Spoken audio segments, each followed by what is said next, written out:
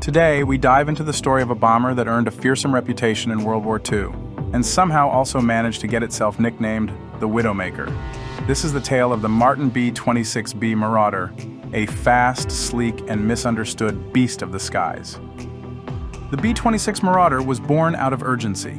In 1939, as Europe teetered into chaos, the U.S. Army Air Corps called for a high-speed medium bomber. The Glenn L. Martin Company answered with a design that promised speed and payload, and it did deliver. The B-26 went from drawing board to flight in just over 9 months. That's faster than a lot of modern software updates. But speed came at a price.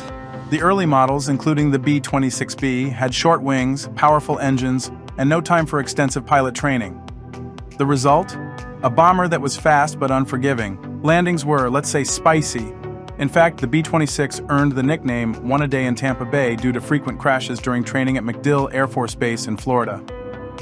The B-26B variant addressed many of the problems of the earlier model.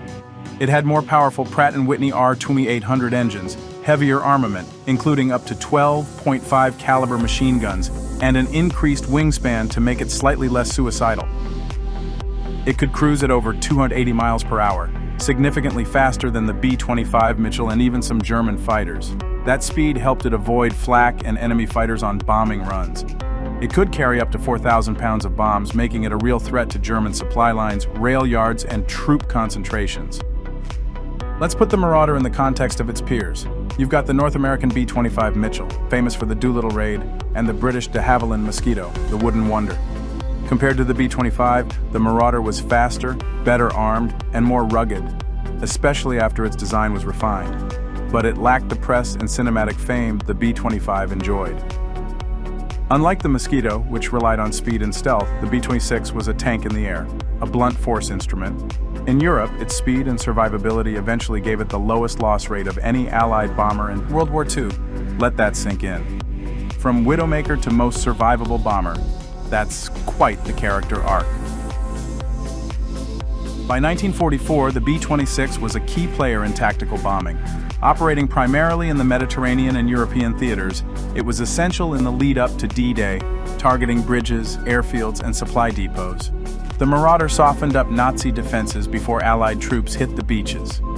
It wasn't flying deep into Germany like the B-17 Flying Fortress, but its shorter range was perfect for the kind of precision bombing needed in the fast-moving European campaigns.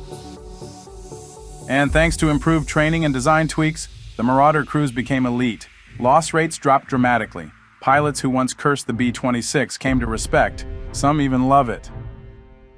Now, from our perch in 2025, we can see the Marauder for what it really was, a misunderstood marvel. It was a machine ahead of its time, fast, tough, deadly. Its reputation as a killer came not from combat failure but from rushed deployment and underprepared pilots.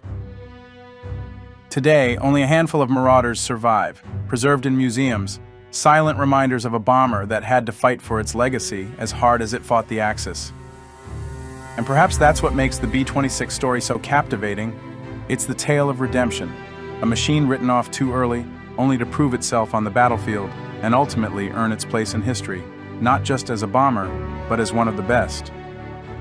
If you like this dive into World War II aviation, hit that subscribe button, drop a comment about your favorite warbird, and let me know which aircraft we should cover next. This has been a look at the Martin B-26B Marauder, the bomber that beat the odds.